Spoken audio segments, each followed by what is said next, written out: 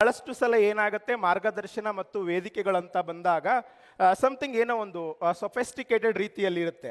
But ಇಲ್ಲಿ since I am from Gulbarga, Raichur Gulbarga ಅಂತಂದ್ರೆ same ಇರುತ್ತೆ. ಸೊ ಎಲ್ಲ ಒಂದು ಡೈಲೆಕ್ಟಿಕಲ್ ಲ್ಯಾಂಗ್ವೇಜಸ್ ಎಲ್ಲ ಸೇಮ್ ಇರುತ್ತೆ. ಒಂದು ಆ ಸಿಮಿಲರ್ ಲೋಕಲ್ ವೇದಲ್ಲಿ ಒಂದು ಡಿಸ್ಕಷನ್ ಮಾಡ್ಕೊತ ಹೋಗೋಣ. ಅಟ್ ವೆರಿ ಫಸ್ಟ್ ನಾನು ಏನು ಮಾಡ್ತೀನಿ ಅಂತ ಕೇಳಿದ್ರೆ, ನಮ್ಮ ಕರ್ನಾಟಕ ರಾಜ್ಯ ಪೊಲೀಸ್ ಇಲಾಖೆಯ ಬಗ್ಗೆ ಒಂದು ಸಣ್ಣ ಮಾಹಿತಿಯನ್ನು ನಿಮ್ಮ ಜೊತೆಗೆ ಹಂಚ್ಕೊಳ್ತೀನಿ.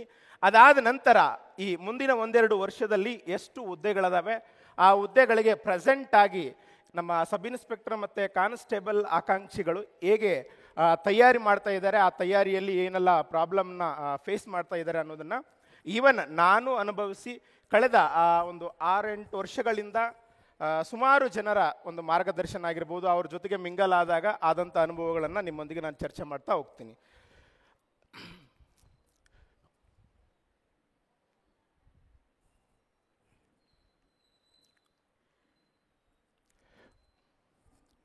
ಓಕೆ, ಸೊ ಹೆಚ್ಚು ಕಡಿಮೆ ನಿಮ್ಮೆಲ್ಲರಿಗೂ ಗೊತ್ತಿರುತ್ತದೆ, ನಮ್ಮ ಕರ್ನಾಟಕ ರಾಜ್ಯ ಪೊಲೀಸ್ ಇಲಾಖೆಯು ಗೃಹ ಸಚಿವಾಲಯದ ಅಡಿಯಲ್ಲಿ ಅಂದರೆ ಹೋಮ್ ಮಿನಿಸ್ಟರ್ ಅಡಿಯಲ್ಲಿ ಬರುತ್ತೆ. ಸೊ ಹಾಗಾಗಿ ನಮ್ಮ ಹೋಮ್ ಮಿನಿಸ್ಟರ್ ಅವರು ನಮ್ಮ ಇಲಾಖೆಯ ಮುಖ್ಯಸ್ಥರಾಗಿರ್ತಾರೆ. ಹಾಗೆ ಪೊಲೀಸ್ ಇಲಾಖೆಯ ಎಕ್ಸಿಕ್ಯೂಟಿವ್ ಆಫೀಸರ್ ಆಗಿ ಮುಖ್ಯಸ್ಥರಾಗಿ ಸೊ ಪ್ರೆಸೆಂಟ್ ಆಗಿ DCIG ಅಂತ ಕರಿತೀವಿ, ಅಲೋಕ್ ಮೋಹನ್ ಸರ್ ಅದಾರೆ. ಸೊ ನಾವು ಸಿಂಪ್ಲಿ ಒಂದು ಪೊಲೀಸ್ ಇಲಾಖೆಗೆ ಓದ್ತಾ ಇದ್ದೀವಿ. ಈವನ್ ನಾವು ಓದ್ತಾ ಇಲ್ಲ ಅಂತಂದ್ರೂ ಕೂಡ ಒಂದು ಕಾಮನ್ ಸೆನ್ಸ್, ಬೇಸಿಕ್ ಸೆನ್ಸ್ ಇಟ್ಕೊಂಡು ನಾವು ನೋಡಿದ್ದೆ ಆದರೆ ಪೊಲೀಸ್ ಇಲಾಖೆಯಲ್ಲಿ ಯಾವೆಲ್ಲ ಹುದ್ದೆಗಳಿದಾವೆ, ಯಾವ ಹುದ್ದೆ ದೊಡ್ಡದು, ಯಾವ ಹುದ್ದೆ ಸಣ್ಣದು, ಆ ಹುದ್ದೆ ಅಂದರೆ ಏನು ಅನ್ನೋ ಒಂದು ಬೇಸಿಕ್ ನಾಲೆಜನ್ನು ನಾವು ನೋಡೋದಾದರೆ, ಅಟ್ ವೆರಿ ಬೇಸಿಕ್ ಆಗಿ ಫಸ್ಟು ಪೊಲೀಸ್ ಇಲಾಖೆಯಲ್ಲಿ ನೇಮಕವಾಗುವಂಥ ಒಂದು ಹುದ್ದೆ ಯಾವುದು ಅಂತ ಕೇಳಿದ್ರೆ ಪೊಲೀಸ್ ಕಾನ್ಸ್ಟೇಬಲ್. ನಾನು ಕೆಳಗಡೆಯಿಂದ ಹೋಗ್ತಾ ಇದ್ದೀನಿ. ಸೊ ಲೋವರ್ ರ್ಯಾಂಕ್ನಿಂದ ಹೋಗೋದಾದರೆ police constable.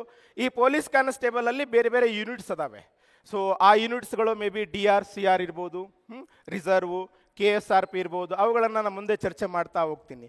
So police constable ಆಗಿ ಜಾಯಿನ್ ಆದ ನಂತರ ಒಂದು 10 ವರ್ಷಗಳಾದಮೇಲೆ ಸೊ ಹೆಡ್ ಕಾನ್ಸ್ಟೇಬಲ್ HC ಅಂತ ನಾವೇನು ಕರಿತೀವಿ, ಸೊ ಹೆಡ್ ಕಾನ್ಸ್ಟೇಬಲ್ ಆಗ್ತಾರೆ.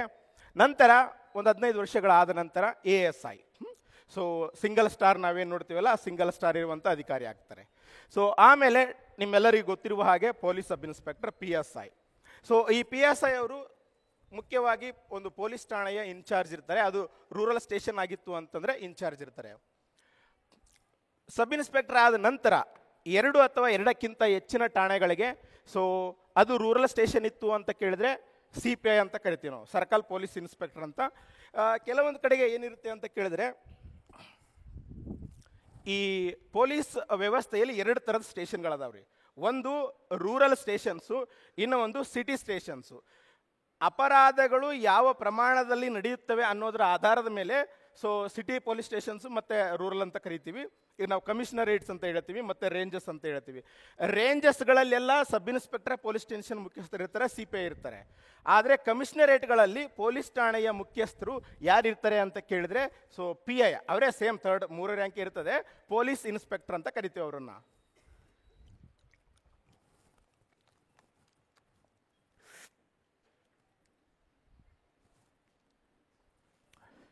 CPI ಅಥವಾ PI ಆದ ನಂತರ ಸೊ ಮುಂದಿನ ಒಂದು ಹುದ್ದೆ ಯಾವುದು, ಮುಂದಿನ ಹಂತ ಯಾವುದು ಅಂತ ಕೇಳಿದ್ರೆ ರೂರಲ್ ಕಡೆಗೆ, ಅಂದರೆ ಈಗ ನಮ್ಮ ರಾಯಚೂರು ಅದೇ, ರಾಯಚೂರಲ್ಲಿ DYSP ಅಂತ ಕರಿತೀವಿ ನಾವು, ಡೆಪ್ಯೂಟಿ ಸೂಪರಿಂಟೆಂಡೆಂಟ್ ಆಫ್ ಪೊಲೀಸ್ ಅಂತ. ಸೊ ಇದರ ನೇಮಕಾತಿಯು ಕೂಡ ನಾವು KS ಮುಖಾಂತರ ಆಗುತ್ತೆ. ಅದನ್ನು ಮುಂದೆ ನಾನು ಹೇಳ್ಕೊತಾ ಹೋಗ್ತೀನಿ.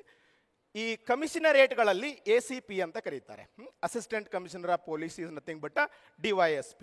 ಸೊ ನಂತರ ಬರುವಂಥದ್ದು ಸೊ ಎಡಿಷನಲ್ SP ಅಂತ ಕೇಳಿದ್ರೆ, ಈ DYSP ಆದಮೇಲೆ ಪ್ರಮೋಷನ್ ಆಗುವಂಥವ್ರಿಗೆ ಎಡಿಷನಲ್ SP ಅಂತ ಕರಿತೀವಿ. ಸೊ ಅವರು ಸಾಮಾನ್ಯವಾಗಿ SP ಅಂಡರಲ್ಲಿ ಕೆಲಸ ಮಾಡ್ತಿರ್ತಾರೆ, ಇನ್ ದ ಸೆನ್ಸ್ SP ಜೊತೆಗೇ ಕೆಲಸ ಮಾಡ್ತಿರ್ತಾರೆ. ಸೊ ನಂತರ ಬರುವಂಥದ್ದು ನಮ್ಮ ಈ ರಾಯಚೂರಲ್ಲಿ ನಮ್ಮ ಸರ್ ಅದಾರೆ, IPS ಸರ್ ಅದಾರೆ, SP ಅಂತ ಕರಿತೀವಿ. ಅವರು ಸಾಮಾನ್ಯವಾಗಿ IPSನಿಂದ ಬಂದಿರ್ತಾರೆ. ಕೆಲವು ಸಂದರ್ಭದಲ್ಲಿ ನಮ್ಮ ಸ್ಟೇಟ್ KSPSನಿಂದ ಪ್ರಮೋಷನ್ ಕೂಡ ಆಗಿರ್ತಾರೆ. ಸೊ ಅದೇ ಈ ಸಿಟಿಗಳಲ್ಲಿ ಈ ಎಲ್ಲೆಲ್ಲಿ ನಮ್ಮ ಕಮಿಷನರೇಟ್ಸ್ ಇರ್ತವೆ, ಆ ಕಮಿಷನರೇಟ್ಗಳಲ್ಲಿ ಅವರಿಗೆ ಸೊ DCP ಅಂತ ಕರೀತಾರೆ, ಡೆಪ್ಯೂಟಿ ಕಮಿಷನರ್ ಆಫ್ ಪೊಲೀಸ್ ಅಂತ ಕರೀತಾರೆ. ಮುಖ್ಯವಾಗಿ ಬೆಂಗಳೂರಲ್ಲೆಲ್ಲ ನೋಡ್ತೀವಿ ನಾವು, ವೆಸ್ಟು, ಈಸ್ಟು, ಸೆಂಟ್ರಲ್ DCP ಅಂತ ನೋಡ್ತಾ ಇರ್ತೀವಿ. ಸೊ ನೆಕ್ಸ್ಟ್ ಬರುವಂಥದ್ದೇ SP ಆದ ನಂತರ DIGP ಅಂತ, deputy inspector general of police ಅಂತ. ಸೊ ಇದು IGP ಮತ್ತು ಸೊ ಎಸ್ ಪಿ ಮಧ್ಯದಲ್ಲಿರ್ತದೆ. ಕೆಲವೊಂದು ಕಮಿಷನರೇಟ್ಗಳಿಗೆ ಆ ರ್ಯಾಂಕಿನ ಅಧಿಕಾರಿಯೇ ಕಮಿಷನರ್ ಆಗಿರ್ತಾರೆ. ಸೊ ನಂತರ ಬರುವಂಥದ್ದೇ IGP. ಸೊ ಅಲ್ಲಿ ಫೋಟೋಗಳೆಲ್ಲ ಕಾಣುತ್ತಿರ್ತದೆ ನಿಮಗೆ. ಸೊ IGP ಅಂದರೆ ಇನ್ಸ್ಪೆಕ್ಟರ್ ಜನರಲ್ ಆಫ್ ಪೊಲೀಸ್ ಅಂತ, one of the top most ಪೋಸ್ಟ್ಗಳಲ್ಲಿ ಒಂದು ಪೊಲೀಸ್ ಇಲಾಖೆಯಲ್ಲಿ. ಸೊ ನಂತರ ಬರುವಂಥದ್ದು ADGP. ಸುಮಾರು ನಮ್ಮ ಕರ್ನಾಟಕದಲ್ಲಿ ಒಂದು 20 ಪೋಸ್ಟ್ ಏನೋ ಅದಾವೆ sanctioned post, ADGP post. So additional director general of police ಅಂತ. ಸೊ ಇವ್ರು ಅಲ್ಲಿಗೆಲ್ಲ ರೀಚ್ ಆಗಬೇಕಂದ್ರೆ ಖಂಡಿತ IPS ಪಾಸ್ ಆಗಿರಬೇಕಾಗುತ್ತೆ. ಸೊ ನೆಕ್ಸ್ಟ್ ಬರುವಂಥದ್ದು DGP, director general of police ಅಂತ. ಸೊ ಒಂದು 5 ಪೋಸ್ಟ್ ಏನೋ ನಮ್ಮ ಕರ್ನಾಟಕದಲ್ಲಿ ಸ್ಯಾಂಕ್ಷನ್ ಪೋಸ್ಟ್ ಅದಾವೆ, ಒಂದು 2 ಏನೋ ಮೇ ಬಿ ವೇಕೆಂಟ್ ಫಿಲ್ಡ್ ಇರ್ಬೋದು ಇವಾಗ. ಲಾಸ್ಟಿಗೆ ಇಡೀ ನಮ್ಮ ಕರ್ನಾಟಕ ಪೊಲೀಸ್ನ ಮುಖ್ಯಸ್ಥರು ಲಾಸ್ಟ್ ರಿಟೈರ್ಡ್ ಆಗಬೇಕಾದ್ರೆ 1 ವರ್ಷ 2 ವರ್ಷದಲ್ಲಿ ಸೊ ಯಾರಾಗ್ತಾರೆ ಅಂತ ಕೇಳಿದ್ರೆ DGIG ಅಂತ ಕರಿತೀವಿ ನಾವು. ಸೊ DGIG ಅಂತ ಅನ್ನೋದು ಕರ್ನಾಟಕ ಪೊಲೀಸ್ ಇಲಾಖೆಯ ಮುಖ್ಯಸ್ಥರಾಗಿರ್ತಾರೆ ಅವರು.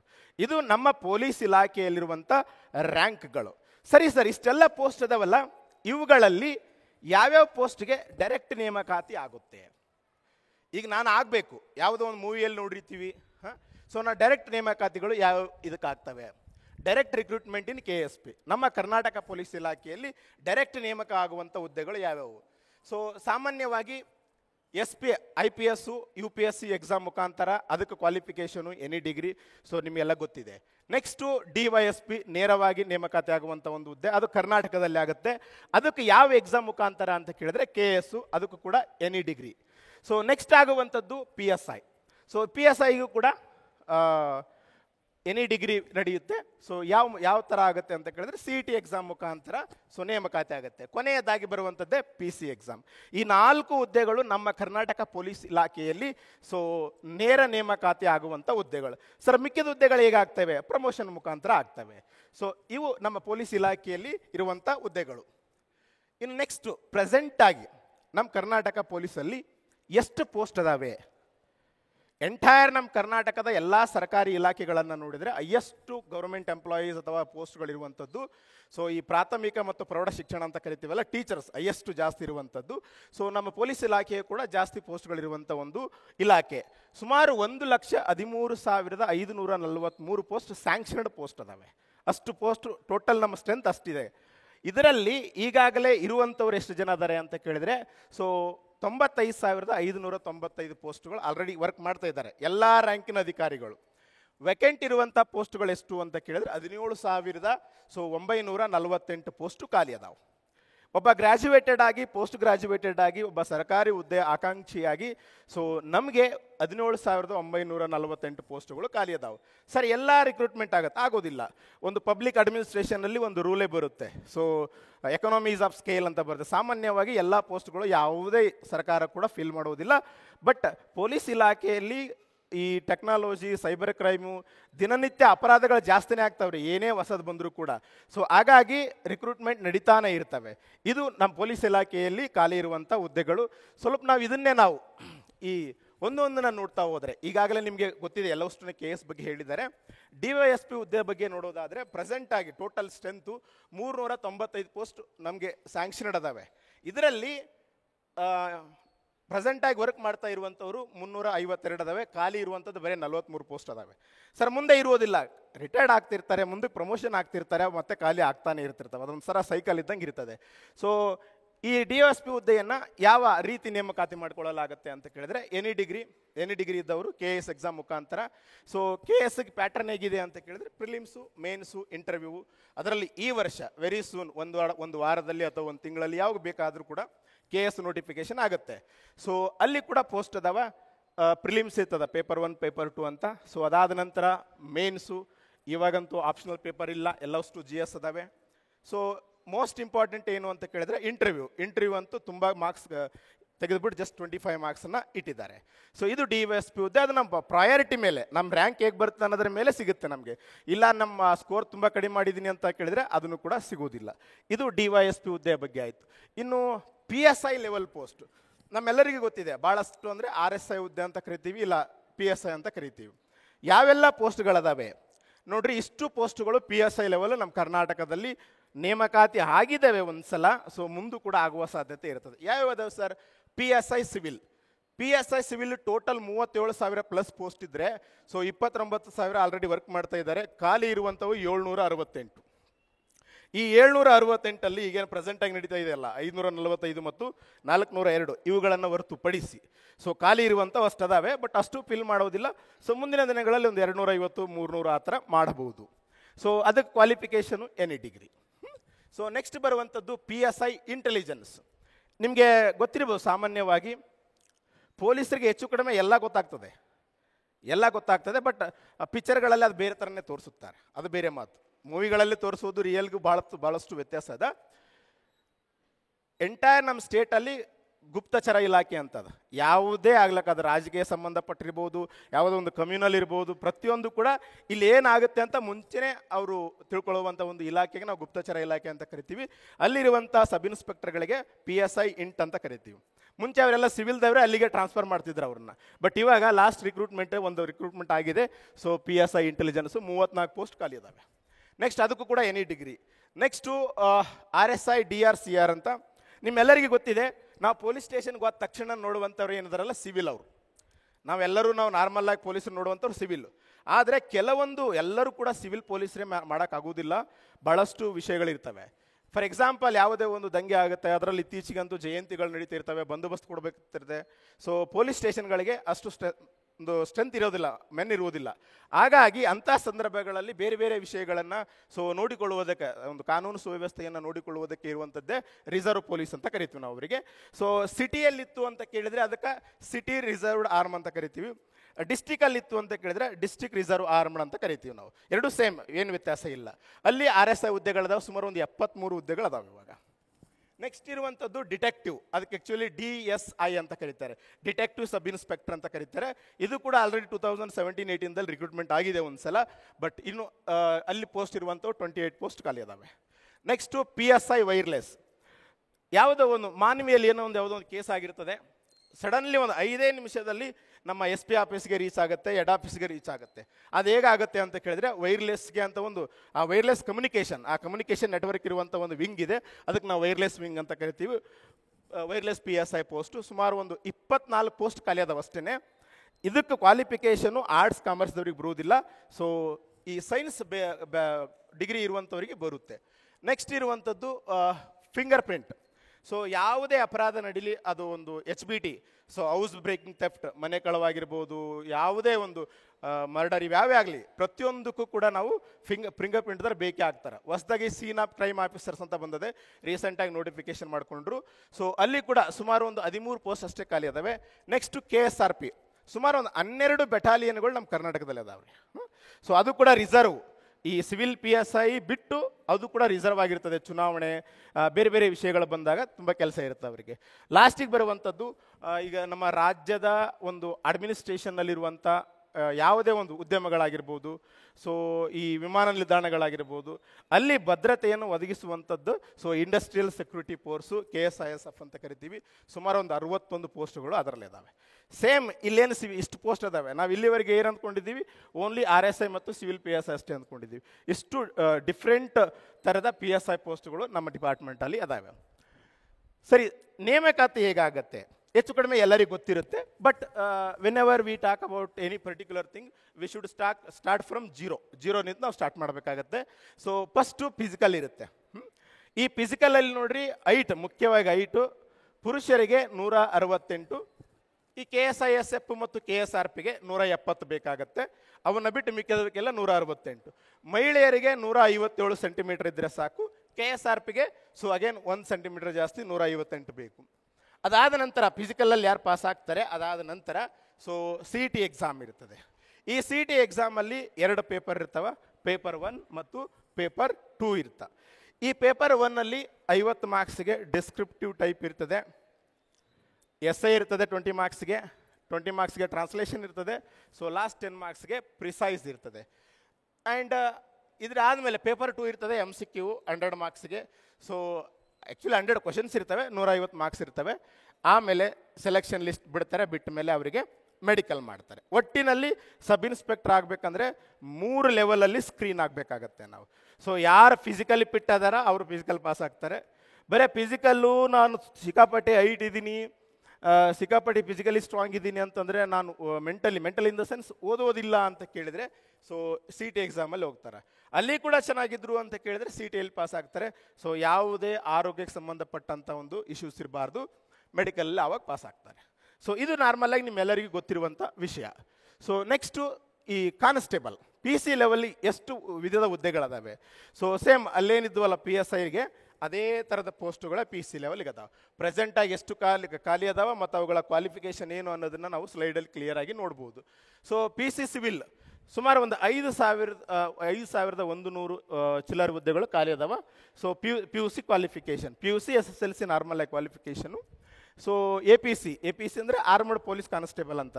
ಈಗ ನಾವು CRDR ನೋಡಿದ್ವಲ್ಲ, CRDR ಇರುವಂಥ ಪೋಸ್ಟ್ಗಳು ಸುಮಾರು ಒಂದು 4,137 ಪೋಸ್ಟ್ ಖಾಲಿ ಅದಾವೆ.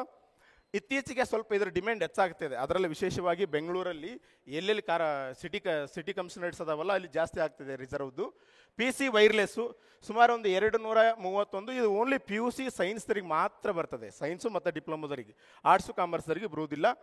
ಸೊ ಅಗೇನ್ ಪಿ ಸಿ ಅದು ಫಿಂಗರ್ ಪ್ರಿಂಟ್ ಆಗಬೇಕು. ಸುಮಾರು ಒಂದು 16 ಪೋಸ್ಟ್ ಖಾಲಿ ಅದಾವ.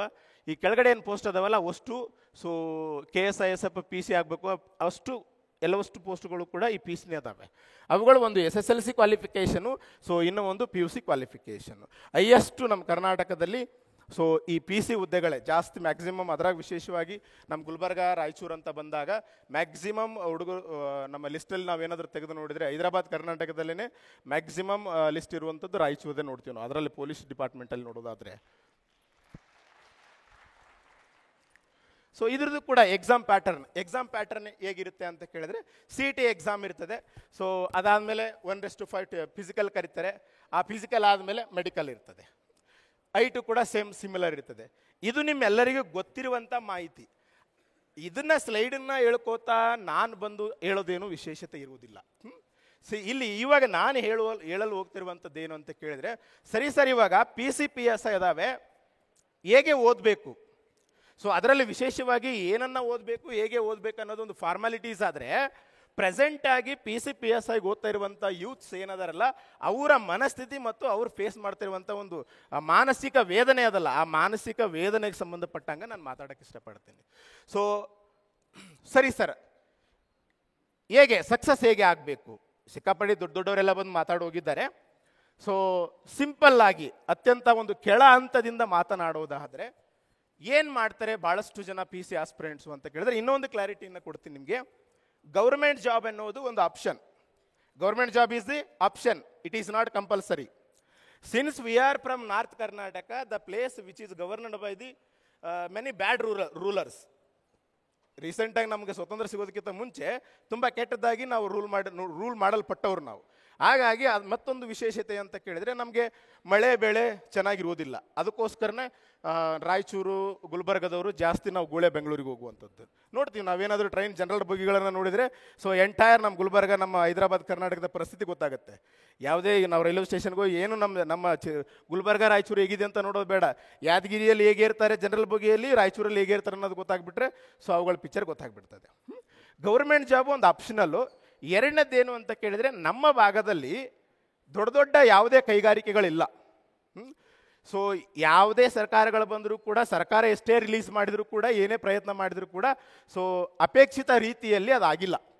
ಹಾಗಾಗಿ ಉದ್ಯೋಗಕ್ಕಾಗಿ ನಾವು ಎಜುಕೇಟೆಡ್ ಎಷ್ಟೇ ಆದರೂ ಕೂಡ, ಎಜುಕೇಟೆಡ್ ಆದರೆ ಹೆಂಗದೆ ಹಳ್ಳಿಯಲ್ಲಿ ಮೈಂಡ್ ಸೆಟ್ ಅಂತ ಕೇಳಿದ್ರೆ, ಏನು ಮಾಡಕತ್ತೀಪ್ಪ, ಡಿಗ್ರಿ ಓದಕತ್ತೀನಿ, ಡಿಗ್ರಿ ಮುಗಿತಾ ಏನು ಮಾಡಕತ್ತೀಪ್ಪ, MA ಓದಕತ್ತೀನಿ, ಎಲ್ಲೇ ಗುಲ್ಬರ್ಗ ಯೂನಿವರ್ಸಿಟಿ, ಮತ್ತೇನು ಮಾಡಕತ್ತೀಪ್ಪ, B.Ed ಮಾಡಕತ್ತೀನಿ, ಮುಗಿತಾ, ಹೆಂಗೋ ಅದೊಂದು ನಮ್ಮ ಪ್ಯಾಚಪ್ ವರ್ಕಿಗೆ ಹೇಳ್ಕೊಂತ ಹೋಗ್ತೀವಿ.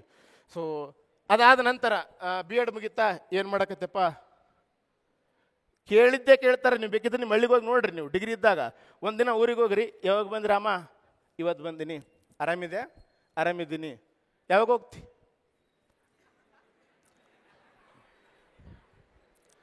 ಅರ್ಥ ಆಯ್ತಾ? ಅದು ನೀವು ಓದೋರು ಇದ್ದೀರಿ, ಒಳ್ಳೆ ಮನುಷ್ಯ ಇದ್ದೀರಿ ಅಂತ ಕೇಳ್ತಾರ. ನೀನೇ ಸ್ವಲ್ಪ ಓಡಾಡಿದ್ದಪ್ಪ ಅಂತಂದ್ರೆ ಅವ್ನು ಮಾತಾಡಿಸಿ ನಾವೇನು ಮಾಡೋದಪ್ಪ ಅಂತ ಹೇಳ್ತಾರೆ. ಯಾವಾಗ ಹೋಗ್ತಂತ ಕೇಳ್ತಾರೆ.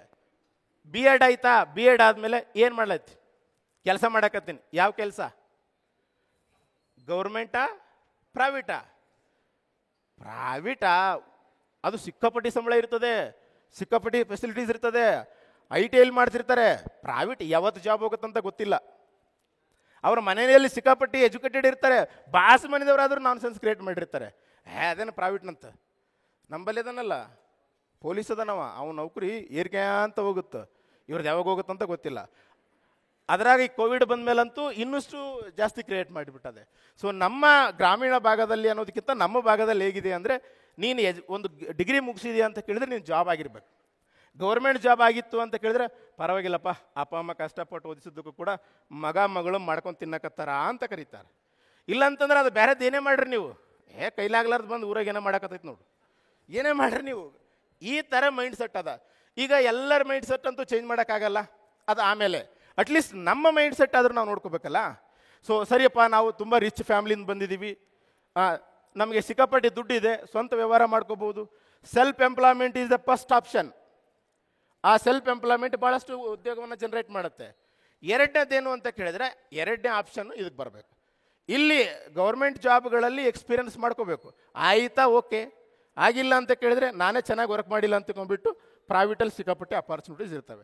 ಹಾಗಾಗಿ ಫಸ್ಟ್ ನಾವು ಈ ಪೊಲೀಸ್ ಡಿಪಾರ್ಟ್ಮೆಂಟ್ಗೆ ಬರುವಂಥವ್ರು ಯಾರು ಕೂಡ ಶ್ರೀಮಂತರ ಮಕ್ಕಳಲ್ಲ. ಇದಂತೂ ರಿಯಾಲಿಟಿ. ಒಂದು ಮಿಡಲ್ ಲೆವೆಲ್ಲು, ಇನ್ನೊಂದು ಲೋವರ್ ಲೆವೆಲ್. ಅಷ್ಟೇ ಬೆಳೆದ್ರೆ ಆ ವರ್ಷ ಊಟ ಮಾಡಬೇಕು, ಇಲ್ಲಪ್ಪ ಅಂತ ಕೇಳಿದ್ರೆ ಬೆಂಗಳೂರಿಗೆ ಹೋಗಿ ದುಡ್ಕೊಂಬರ್ಬೇಕು, ಇಲ್ಲ ಅಪ್ಪ ಅಮ್ಮ ಮಾಡಿ ದುಡಿಬೇಕು. ಇಲ್ಲಾಂದರೆ ಸಣ್ಣ ನಾವೇನು ಮಿಡಲ್ ಲೆವೆಲ್ ಅಂತ ಹೇಳೋದು, ಪ್ರೈಮರಿ ಟೀಚರ್ ಮಕ್ಕಳು, ಕಾನ್ಸ್ಟೇಬಲ್ ಮಕ್ಕಳು, ಈ ಲೆವೆಲ್ಗೆ ನಾವು ಇರ್ತೀವಿ. ಸೊ ಹಾಗಾಗಿ ಫಸ್ಟು ಗೋಲ್ ಕ್ಲಾರಿಟಿ ಇರಬೇಕು. ನಾನು PSI ಆಗಕ್ಕೆ ಬಂದಿದ್ದೀನಿ. ಯಾಕೆ ಆಗಕ್ಕೆ ಬಂದಿದ್ದೀನಿ? ಇನ್ಸ್ಟಾಗ್ರಾಮಲ್ಲಿ ಫೇಸ್ಬುಕ್ಕಲ್ಲಿ ಯಾರೋ ಸಿಂಗಮ್ ಅಂತ ಸಾಂಗ್ ಹಾಕಿಬಿಟ್ಟಿದ್ರು, ನಾನು ಅವನಂಗೆ ಮೆರಿಬೇಕಾಗಿತ್ತು. ಗೋಲ್ ಕ್ಲಾರಿಟಿ ಅಲ್ಲ ಅದು, ನಂಬರ್ 1. ಕೆಲವೊಬ್ಬರಿಗೆ ಏನಿರ್ತದೆ 167.5 ಇರ್ತದೆ ಹೈಟ್, 167.5. ಅವ PSI ಇನ್ನು ಮುಂದೆ ಏನು ಮಾಡ್ತಾನೆ ಅನ್ನೋದು ಇವತ್ತೆಲ್ಲ ವಿಡಿಯೋ ಎಡಿಟ್ ಮಾಡಿರ್ತಾನೆ ಇದು ಹಾಕೋದಕ್ಕೆ.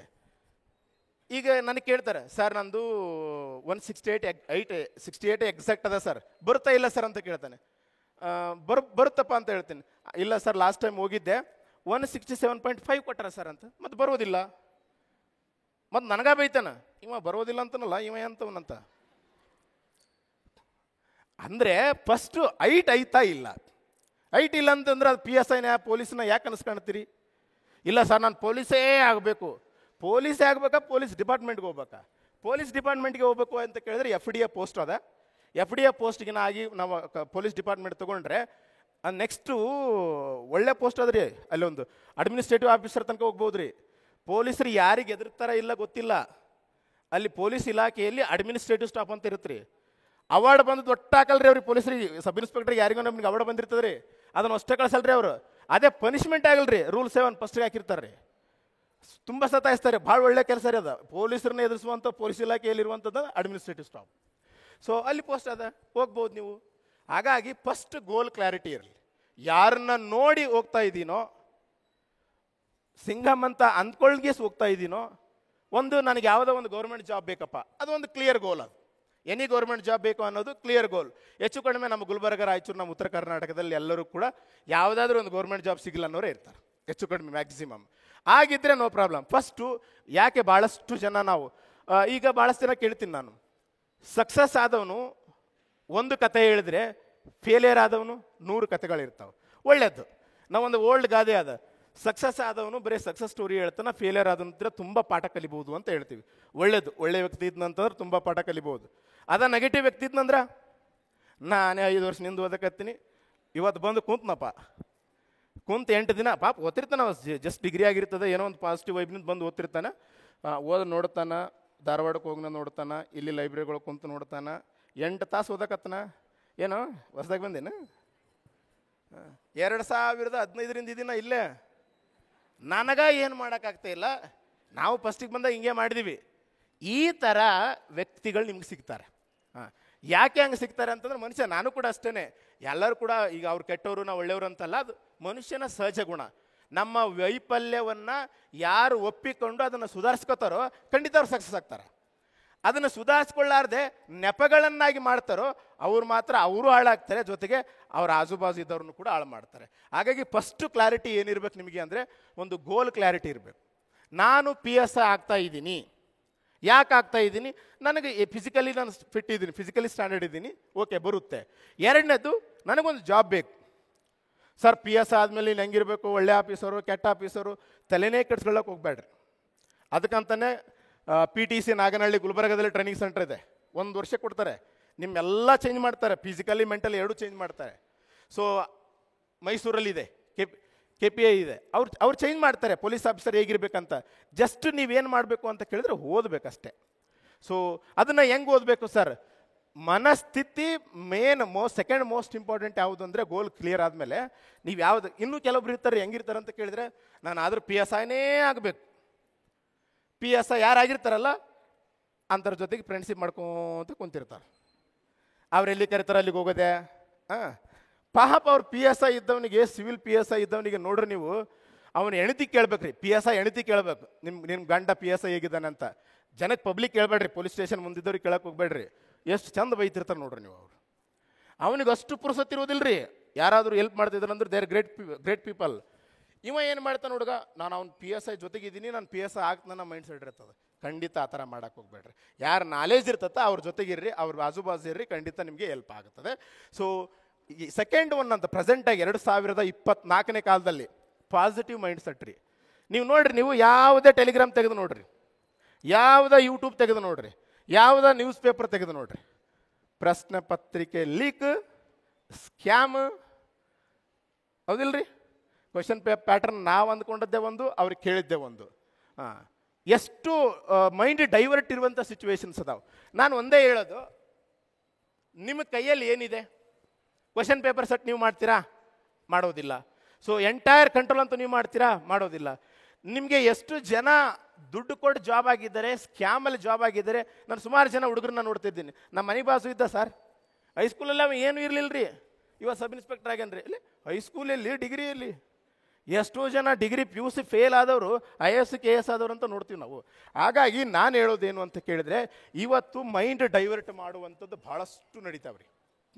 ಯಾರು PC PSI ಓದಕತ್ತಿರೋ ಒಂದು ಸರ್, PC PSI ಆಗ್ಬೇಕಾದ್ರೆ ಏನು ಮಾಡ್ಬೇಕು ಸರ್? ಮುಂಜಾನೆದ್ದು ಓಡಬೇಕು, ನಂತರ ದಿನಪೂರ್ತಿ ಓದಬೇಕು. ಇವೆರಡ ಇರ್ಬೇಕು ರೀ. ಮುಂಜಾನೆದ್ದು ಓಡಬೇಕು, ದಿನಪೂರ್ತಿ ಓದಬೇಕು. ಇವೆರಡನ್ನು ಬಿಟ್ಟು ಇವಾಗ ಹುಡುಗರು ಏನು ಮಾಡಕತ್ತವ ಸರ್, ನಾನು ಮುಂಜಾನೆ ದಿನಾಲು ಫಿಸಿಕಲ್ ಮಾಡಿದರೆ ಫಿಸಿಕಲಿ ಟಯರ್ಡ್ ಆಗಿಬಿಡ್ತೀನಿ ಅನ್ನೋದು.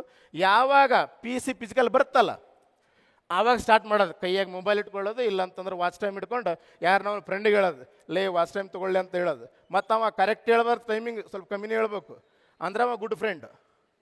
ಫಸ್ಟಿನ ದಿನನೇ ಏನು ಮಾಡೋಕ್ಕೆ ಸ್ಟಾರ್ಟ್ ಮಾಡ್ತಾರೆ, 6 ನಿಮಿಷದಲ್ಲಿ 1600 ಮೀಟ್ರ್ ಓಡೋದು. ಮನುಷ್ಯ ಸಹಜ ರೀ, ಅದು ಒಂದು ಸೈನ್ಸಲ್ಲಿನೇ ಹೇಳ್ತದೆ. ಸೊ ನಮ್ಮ ಫಸ್ಟ್ ಸರ ಪೇನ್ ಬರ್ತದೆ, ಬಂದಾಗ ಸಿನ್ ಪೇನ್ ಬರ್ತದೆ, ಆಯಿತು 4 ದಿನ 1 ವಾರದಲ್ಲೇ ಕಲಾಸ್. ಆವಾಗ ಹೇಳ್ಬಿಡೋದು, ಸರ್ ಸಿನ್ ಪೇನ್ ಬರೋಕತ್ತತೆ ಏನು ಮಾಡಬೇಕು? ಸಿನ್ ಪೇನ್ ಬರೋಕತ್ತದ ಏನು ಮಾಡ್ಬೇಕು? ಪೇನ್ ಕಮ್ಮಿ ಆಗತ್ತಾಗ ಸುಮ್ಮನೆ ಇರಬೇಕು. ಸುಮ್ಮನೆ ಇದ್ದೀಪ್ಪ ಅಂದ್ರೆ ಫಿಸಿಕಲ್ ಹೋಗಿಬಿಡ್ತದೆ.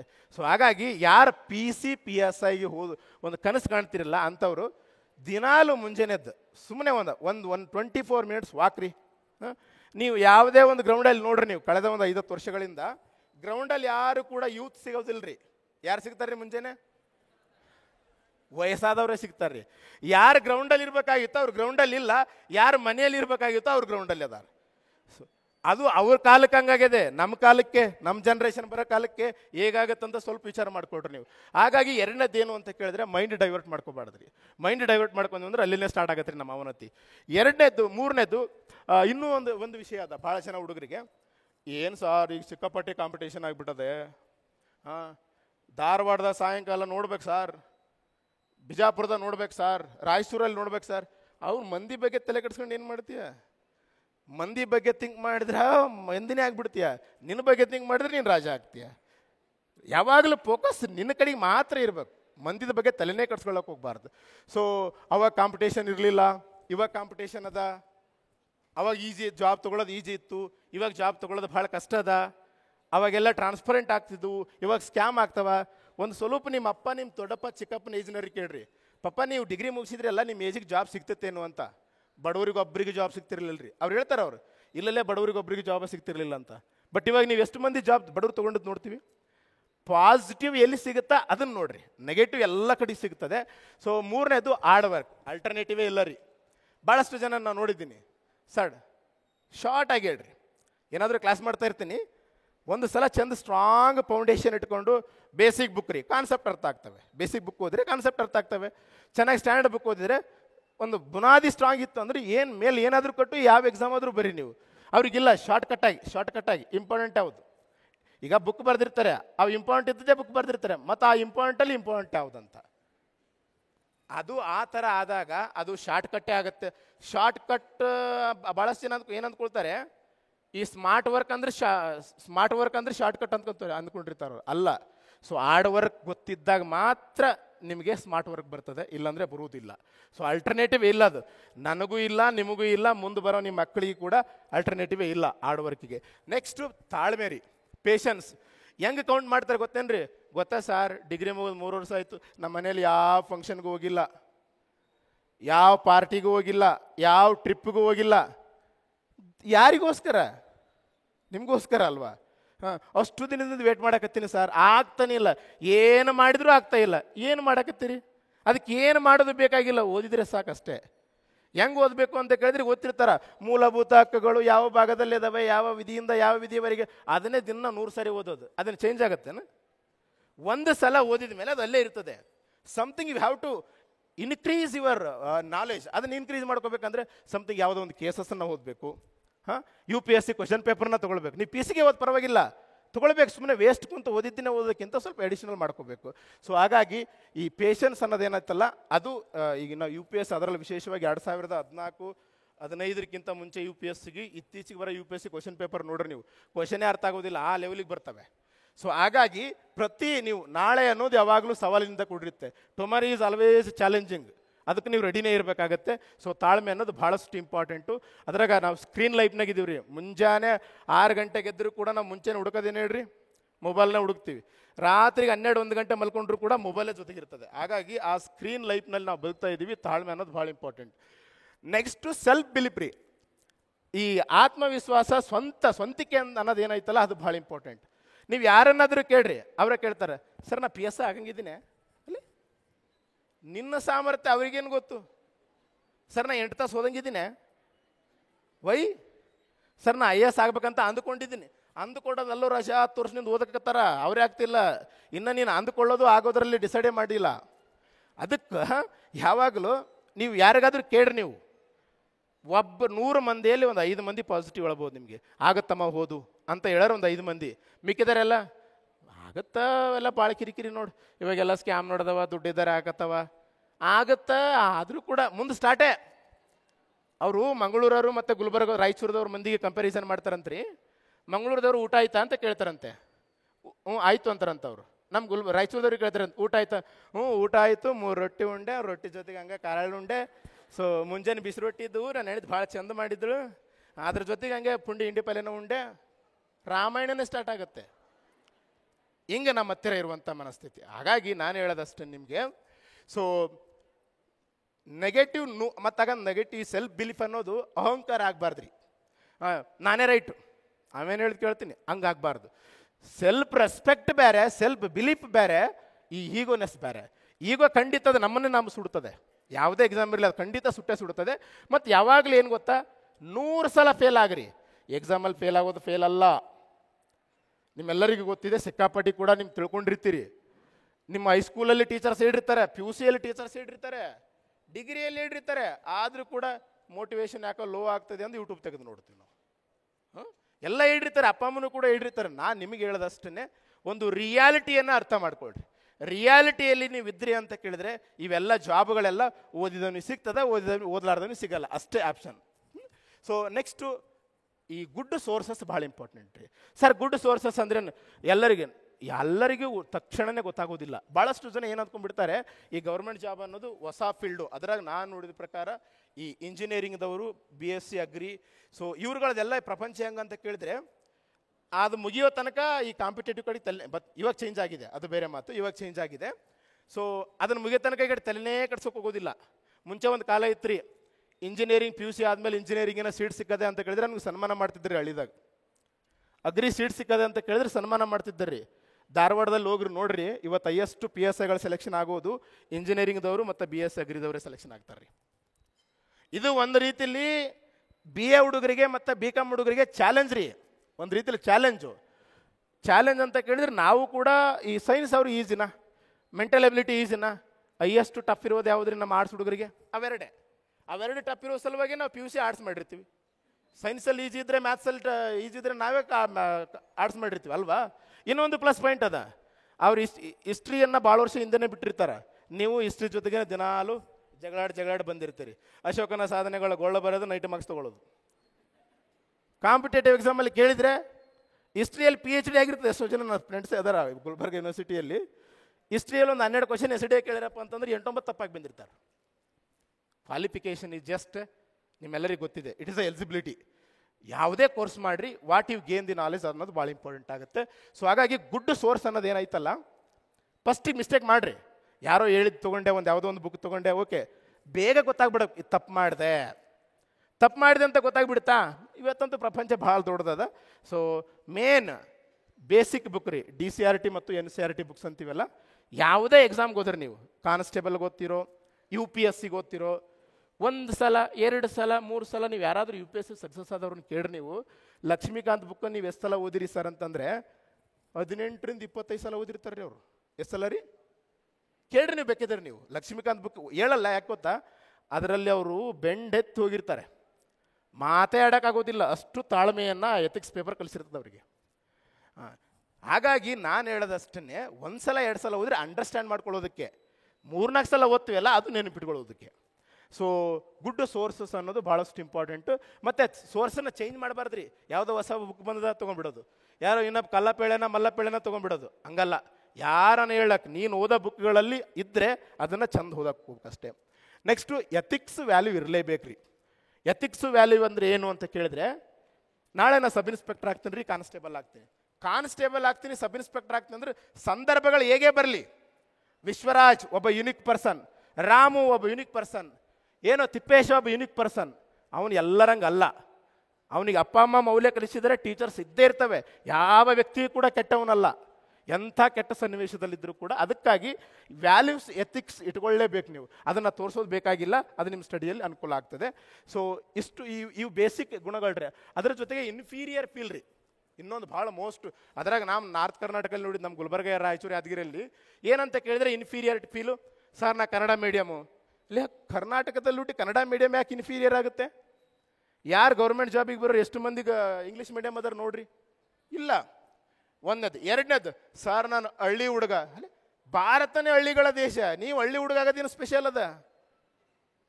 ಸರ್ ನಮ್ಮದು ಬಡತನ ಅದ. ಅದ್ರಾಗ ಏನದ? ಇಂಡಿಯಾ ಸ್ಟಾರ್ಟಿಂಗ್ನಿಂದನೇ ಬಡತನದಾಗಿತ್ತಲ್ಲ ಬ್ರಿಟಿಷರು ಹೋದ್ಮೇಲೆ ನಿಂತ. ಅದ್ರಾಗ ನಾವು ಬಡವರ ಎಲ್ಲಕ್ಕೇನು ಪ್ರಾಬ್ಲಮ್ ಅದ? ನಾನು ಬಡವಂತ ಎಷ್ಟು ಮಂದಿ ಮುಂದೆ ಹೇಳ್ಕೊಂಡು ತಿರುಗಾಡ್ತಾ ಇದ್ದೀನಿ.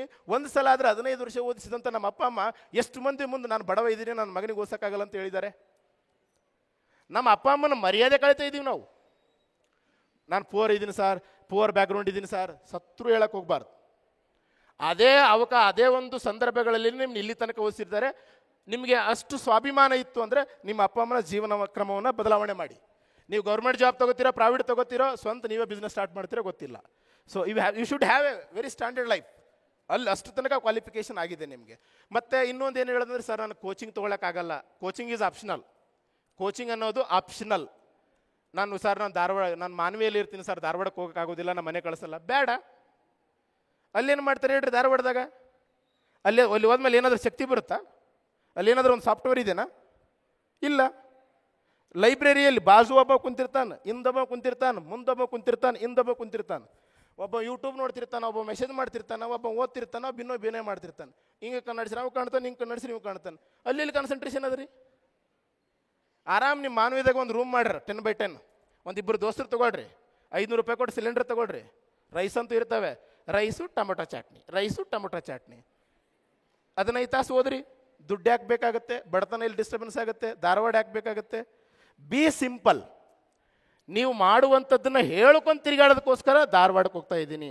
ಹಾಕೋದು ಊರ railway station, I mean Raichur railway station, ಒಂದು ಸೆಲ್ಫಿ. ಎರಡನೇ selfie up to Dharwad Vidyakashi. ಅಲ್ಲಿ ಇಳಿದ ಮೇಲೆ ಒಂದು ಸೆಲ್ಫಿ. ಅಲ್ಲಿ ಯಾವುದೋ ಕೋಚಿಂಗ್ ಸೆಂಟರ್ ಮುಂದೆ ಒಂದು ಮೇಲೆ ಸೆಲ್ಫಿ. ಈಗ ನಾವೆಲ್ಲ ಮನುಷ್ಯರು, ಇಂಡಿಯನ್ಸು.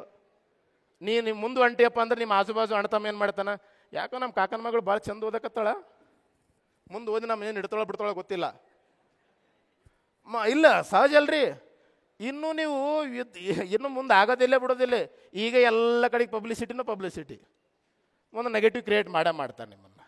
ಅದಕ್ಕೆ ಸ್ಟಡಿ ಗುಪ್ತವಾಗಿರಲಿ. ಸ್ಟಡಿ ಗುಪ್ತವಾಗಿತ್ತು ಅಂತ ಕೇಳಿದ್ರೆ ಮೈಂಡ್ ಡೈವರ್ಟ್ ಆಗೋದಿಲ್ಲ. ಸೊ ಪೊಲೀಸ್ ಜಾಬಿಗೆ ಏನು ಮಾಡಬೇಕು ಹೇಳಿದೆಯಲ್ಲ, ಪೊಲೀಸ್ ಜಾಬಿಗೆ ಏನು ಮಾಡ್ಬೇಕಂದ್ರೆ ಮುಂಜಾನೆ ಎದ್ದು ಓಡಬೇಕು, ಓದಿದ ನಂತರ ಓದಬೇಕು. ಸರ್ ನಿದ್ದೆ ಬರುತ್ತೆ, ಮಕ್ಕಂಬಿಡ್ರಿ.